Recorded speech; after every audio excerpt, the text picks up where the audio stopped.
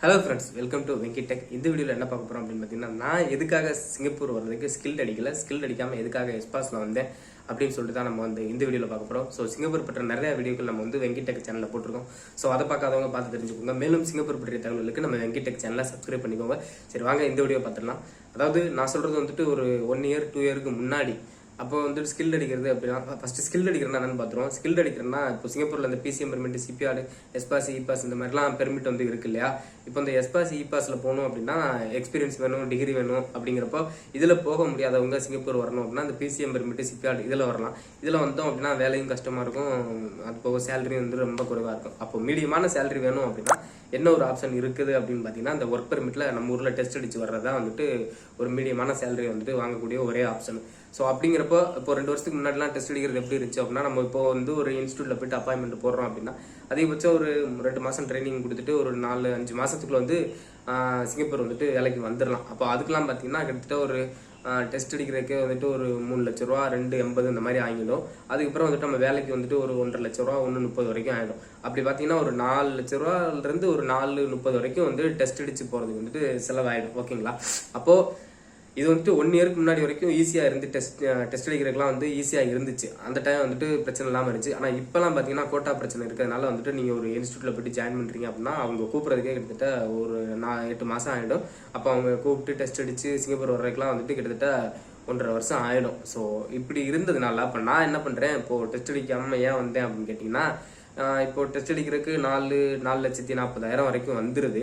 அது போக டெஸ்ட் அடித்து இவ்வளோ 6 மாதம் வெயிட் பண்ணி போகிறோமே, சரி ஒரு நல்ல சேலரிக்கு போகலாம், கிடைக்குமா அப்படின்னு கேட்டிங்கன்னா அதுவும் கிடையாது. வேலையும் வந்துட்டு நம்ம வந்து கன்ஸ்ட்ரக்ஷன் வேலையில் தான் பார்க்குற மாதிரி இருக்கும் அதிகபட்சம். அப்போ கன்ஸ்ட்ரக்ஷன் வேலையும் கஷ்டமாக இருக்குங்கிறது தெரியும்.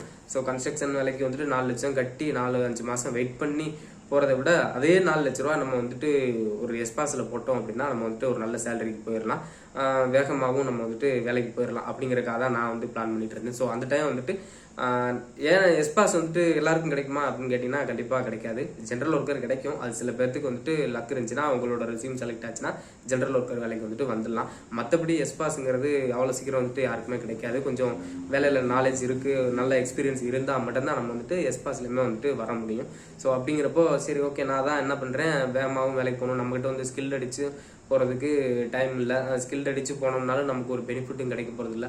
போனோம் அப்படின்னா ஒரு 30,000 தான் எடுக்க முடியும். 30,000 வந்துட்டு 30,000லேருந்து ஒரு 40,000, அதிகபட்சம் ஒரு 50,000 ஒரு நல்ல கம்பெனியாக இருந்தால், நல்ல ஓவர் டைம் இருந்தால் எடுக்க முடியும். அப்போ 50,000 30,000 தான் எடுக்க முடியுது.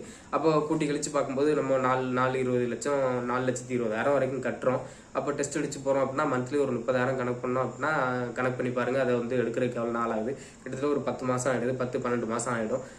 இதை எடுக்கிறக்கே 10-12 1 வருஷம் போயிடுது அப்படின்னா பெர்மிட்டும் 1 வருஷம் தான் போட்டு கொடுப்பாங்க. அப்போது 1 வருஷம் முடிஞ்சதுக்கப்புறம் அந்த கம்பெனியில் வேலை இருந்துச்சுன்னா வச்சுக்குவாங்க, இல்லைன்னா திரும்ப ஊருக்கு போகிற மாதிரி இருக்கும்.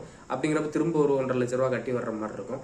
அப்படிங்கிறப்ப இதெல்லாம் யோசிக்கும் போது சரி ஓகே, எஸ்பாஸுக்கும் 4 லட்சம் தான் ஆகுது, சரி 4 லட்சத்தை எஸ்பாஸில் போட்டுடலாம் அப்படிங்கிறக்காக தான் வந்துட்டு எஸ்பாஸில் போட்டு அந்த மாதிரி ட்ரை பண்ணி வந்தது. ஸோ எஸ்பாஸில் பார்த்தீங்க அப்படின்னா 4.5 லட்சம் கட்டணும் அப்படின்னா ரொம்பலாம் வெயிட் பண்ண தேவையில்லை. அதிகபட்சம் ஒரு 1 மாதம் ஒவ்வொரு வேலைக்கும் நம்ம வந்து கொடுத்துக்கிட்டே இருந்தோம் அப்படின்னா கண்டிப்பாக ஏதாவது ஒரு வேலைக்கு வந்துட்டு செலக்ட் ஆகி வந்துடலாம். ஸோ அதனால தான் அப்போ வந்துட்டு நான் வந்துட்டு எஸ்பாஸில் வந்துட்டு வந்தேன். ஸோ இதுதான் கணக்கு. ஏன்னா 4.5 லட்ச ரூபா இந்த ஒர்க் பெர்மிட் ஸ்கில் அடிக்கிறதுக்கு போட்டுட்டு நம்ம வந்துட்டு இங்கே வந்துட்டு 30,000 எடுக்கிறதுக்கு பேசாமல் ஒரு 40-50,000த்துக்கு வந்து சவுதி இல்லை குவைத்து அந்த பக்கம் துபாய் இந்த மாதிரி போயிடலாம்ல. இதுக்காக நம்ம வந்து ஸ்கில் அடித்து ஒரு 6 மாதம் வெயிட் பண்ணி ஒரு வருஷம் இங்கே வந்து கஷ்டப்பட்டு சேலரி எடுக்கிறதுக்கு நம்ம வந்து அந்த பக்கம் போயிடலாம். ஓகே, இப்போ வந்துட்டு ஸ்கில்டு அடிச்சிருந்தோம் அப்படின்னா அந்த ஃபர்ஸ்ட் 1 வருஷம் மட்டும் கஷ்டப்படுற மாதிரி இருக்கும், அடுத்த வருஷம்லாம் பெனிஃபிட் இருக்குது. ஸோ அதெல்லாம் என்னன்னு பார்த்துருவோம். ஸோ ஓகே, இதனால தான் நான் வந்துட்டு ஸ்கில்டு அடிக்காமல் வந்துட்டு எஸ்பாஸில் வந்து வந்தது. இப்போ ஸ்கில்டு அடிக்காமல் வரணும், ஸ்கில்டு அடிக்காமல் வர்றீங்க அப்படின்னா ஸ்கில்டு அடிக்காமல் வர்றதுக்கு என்ன பெனிஃபிட்னு பார்த்தீங்கன்னா, எஸ்பாஸு எலிஜிபிள் இருக்குது அப்படின்னா கண்டிப்பாக ஒரு நல்ல சேலரிக்கு வந்துட்டு வரலாம். 1,80,000 வரைக்கும் வந்துட்டு எஸ்பாஸில் வந்தீங்க அப்படின்னா வாங்க முடியும். ஓகேங்களா. அப்போது அவ்வளவு வாங்க முடியுது. இதே ஸ்கில்டில் வந்தோம்னா நான் சொன்ன மாதிரி 30,000 அந்த மாதிரி தான் வாங்க முடியும். 1 இயர் கஷ்டப்படணும். சரி ஓகே, இப்போ ஸ்கில்டு அடிச்சு வரதுனால என்ன பெனிஃபிட் அப்படின்னு பார்த்தீங்கன்னா, இப்போ வந்துட்டு ஒரு 4 லட்ச ரூபா முடிச்சு ஃபர்ஸ்ட் டைம் சிங்கப்பூர் வரீங்க, ஸ்கில் அடிச்சுட்டு வந்தீங்க அப்படின்னா இங்கே வந்துட்டு ஒரு வருஷம் கஷ்டப்பட்டீங்க அப்படின்னா போதும்.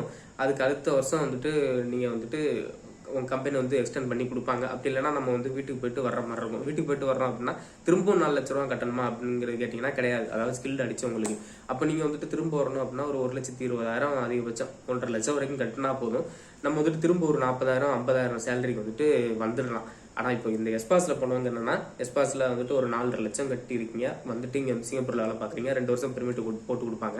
2 வருஷம் முடிஞ்சுட்டு அந்த கம்பெனியில் வேலை இருந்துச்சுன்னா எக்ஸ்டெண்ட் பண்ணி கொடுப்பாங்க. இல்லைனா மற்ற இடத்துல வேலை தேடி வேலை கிடைக்கல அப்படின்னா திரும்ப ஊருக்கு போகிற மாதிரி தான் இருக்கும். ஒரு வேலை ஊருக்கு போயிட்டீங்க அப்படின்னா வேற வழியே இல்லை. நீங்கள் வந்துட்டு என்ன பண்ணணும், திரும்ப 4 எஸ்பாஸுக்காக ட்ரை பண்ணுறீங்க அப்படின்னா திரும்ப வந்துட்டு 4 லட்ச ரூபா போட்டு வர்ற மாதிரி இருக்கும். ஸோ இதெல்லாம் இதில் உள்ள மைனஸு. ஸோ சேலரி வந்துட்டு எஸ்பாஸில் நல்லா எடுக்கலாம். பட் வந்துட்டு திரும்ப வந்துட்டு சிங்கப்பூர் வரணும் அப்படின்னு நினச்சோம்னா திரும்ப நம்ம அதே காசு கட்டுற மாதிரி தான் இருக்கும். ஸோ அதனால இந்த மாதிரி மைனஸ்லாம் நமக்கு வரக்கூடாது அப்படின்னா நம்ம என்ன பண்ணலாம்னா, எஸ்பாஸில் வந்துட்டு வேணும்னா நம்ம வந்துட்டு இந்த ஸ்கில் வந்து முடிச்சுக்கலாம் சிங்கப்பூரில். ஏன்னா நம்ம ஊரில் முடிக்கிறதுக்கு வந்துட்டு நிறைய காசு ஆகுது இல்லையா. இப்போ எஸ்பாஸில் வந்துட்டு இங்கே வேணா ஸ்கில் அடிக்கிறேன்னா வந்துட்டு இங்கெல்லாம் ஸ்கில் அடிக்கிறது பார்த்தீங்கன்னா 1300 1200 இந்த மாதிரி தான் வந்துட்டு செலவாகும். ஸோ அதுக்கப்புறம் வந்துட்டு கிளாஸ் 3 டிரைவிங் லைசன்ஸ் எடுத்துக்கிட்டோம் அப்படின்னா, இது ஸ்கில்டும் ஒன்று அந்த லைசன்ஸும் எடுத்துக்கிட்டோம் அப்படின்னா நம்ம வந்துட்டு திரும்ப ஊருக்கு போயிட்டு அடுத்தது ஒர்க் பெர்மிட்ல வந்துடலாம். ஏன்னா ஒர்க் பெர்மிட்ல வந்தாலும் டிரைவர் வேலைக்கெல்லாம் பார்த்தீங்கன்னா ஒரு 1300 கிடைக்கும். என்ன சேலரி வந்துட்டு எஸ்பாஸில் கம்பேர் பண்ணும்போது இந்த ஒர்க் பெர்மிட்ல வரும்போது கொஞ்சம் கம்மியாக இருக்கும். மற்றபடி பார்த்தீங்கன்னா நீங்கள் ஒரு கம்மியான ஏஜென்ட் ஃபீஸ் கட்டினீங்க அப்படின்னாலே இந்த வந்துடலாம். அதனால வந்துட்டு இந்த மாதிரிலாம் இருக்குது. ஸோ அதான் பெனிஃபிட் என்னன்னு பார்த்தீங்கன்னா, ஒரு ஸ்கில் அடிச்சவங்களுக்கு பெனிஃபிட் என்னன்னு கேட்டிங்கன்னா, இந்த மாதிரி ஊருக்கு போயிட்டு வர்றப்ப கம்மியான காசு கட்டினா போதும், திரும்ப வந்துடலாம். திரும்ப வந்துட்டு காசும் கட்டாமலும் வர்ற மாதிரி இருக்குது. நீங்கள் ஒரு கம்பெனியில் பேசி வச்சுட்டு உங்கள் ஃப்ரெண்டு கம்பெனிலோ இல்லை யாரும் உங்களுக்கு தெரிஞ்ச கம்பெனியில் பேசி வச்சுட்டு ஊருக்கு போகிறீங்க அப்படின்னா ஃப்ளைட் டிக்கெட் மட்டும் போட்டுட்டு அந்த மாதிரியும் கூட வர்றதுக்கான ஆப்ஷன் வந்துட்டு இந்த இதில் இருக்குது. ஸோ அதனால் ஒர்க் பெர்மிட்டில் வர்றவங்களுக்கு இந்த ஒரு பெனிஃபிட் இருக்குது, எஸ்பாஸில் வர்றவங்களுக்கு இந்த ஒரு மைனஸ் இருக்குது. ஸோ ஓகே, நம்ம எஸ்பாஸில் வந்தோம் அப்படின்னா இப்படி வந்து வேணால் மேனேஜ் பண்ணிக்கலாம். மற்றபடி சேலரி அதிகமாக வேணும் அப்படிங்கிறவங்க கண்டிப்பாக எஸ்பாஸில் இருந்தால் தான் சேலரி வந்துட்டு நல்லா வாங்க முடியும். மற்றபடி இந்த ஒர்க் பெர்மிட் வந்துட்டு கொஞ்சம் சேலரி குறைவாக தான் இருக்கும், வேலைகளும் கஷ்டமாக இருக்கும். அப்படிங்கிறப்போ இதுதான் என்னோட வந்துட்டு ஆப்ஷனாக இருந்துச்சு. ஸோ அதனால தான் நான் வந்து எஸ்பாஸுக்கு ட்ரை பண்ணேன். நம்ம வந்துட்டு ஒரு வருஷம் போயிட்டு கடனை கட்டுறதுக்கு பேசாமல் ஒரு 4 லட்ச ரூபா கட்டி ஒரு 5-6 மாதத்தில் போயிட்டு ஒரு கடனை கட்டுற மாதிரி ஏதாவது ஆப்ஷன் இருக்கா அப்படின்னு தேடுறவங்களுக்கு இதுதான் ஒரு ஆப்ஷனாக இருந்துச்சு. ஸோ ஓகே, இப்போ நீங்கள் ட்ரை பண்ணுறீங்க அப்படின்னா அதே தான் எஸ்பாஸில் ட்ரை பண்ணுறீங்க. இப்போ வந்துட்டு ஸ்கில் அடிக்கிறதுலாம் ரொம்ப கஷ்டம், ஸ்கில்டெல்லாம் நம்ம ஊரில் வந்து முடிக்க முடியாது. அதனால் வந்துட்டு ஒரே ஆப்ஷன் என்னென்னு கேட்டிங்கன்னா எஸ்பாஸ் இல்லை இந்த புதுசாக வந்திருக்க என்டிஎஸ் பெர்மிட் இதில் தான் நீங்கள் வந்து வர்ற மாதிரி இருக்கும். அதனால் ஒரு நல்ல எக்ஸ்பீரியன்ஸாக இருந்தீங்க அப்படின்னா உடனே ஒரு 2 மாதத்துக்குள்ள வந்துட்டு ஒரு நல்ல ஏஜென்சியை ஒப்பிச்சிருந்தீங்க அப்படின்னா ஒரு 2 மாதத்தில் வந்துட்டு வந்துடலாம். வந்துட்டு நீங்கள் வந்து இங்கே வந்து ஸ்கில் அடிக்கிறது லைசன்ஸ் எடுக்கிறது அதெல்லாம் வந்து உங்களோட திறமை. ஸோ அதை பார்த்துக்கோங்க. மற்றபடி ஊருக்கு போயிட்டீங்க அப்படின்னா வேறு வழியே எல்லாம் திரும்ப காசு கட்டி வர்ற மாதிரி இருக்கும். அதனால் நீங்கள் ஒரு லைசன்ஸ் இல்லை ஒரு ஸ்கில்டு முடிக்கிற மாதிரி இருந்துச்சுன்னா பண்ணிக்கோங்க. பண்ணிக்கிட்டு நீங்கள் ஊருக்கு போயிட்டு ஃப்ரீயாக கூட மற்ற கம்பெனிக்கு வந்துக்கலாம். ஓகேவா? ஸோ ஓகே, இந்த வீடியோவில் இவ்வளோ தான் பார்க்க வந்தோம். ஸோ இது போல் இன்னமும் நிறையா வீடியோஸ் நம்ம வெங்கிடெக் சேனலில் வரதா இருக்குது. ஸோ மறக்காமல் நம்ம வெங்கிடெக் சேனலை சப்ஸ்கிரைப் பண்ணிக்கோங்க. அடுத்த வீடியோவில் மீட் பண்ணலாம்.